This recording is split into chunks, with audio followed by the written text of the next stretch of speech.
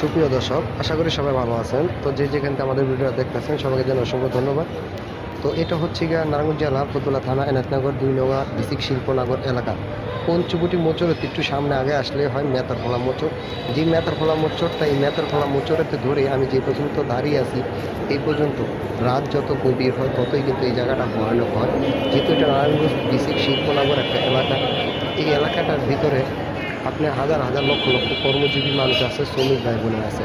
তো প্রতিদিন রাত হলেই কিন্তু রাত যত গভীর হয় ততই কিন্তু এই জায়গাটা কিন্তু আপনার ভয়ানক হয়ে ওঠে। এখানে লুটপাট, ছিনতাই, চুরি, তারপরে মাদক বিক্রি, বিভিন্ন নাশকতা কাজ কর্মকলাপ কিন্তু চালিয়ে যায়।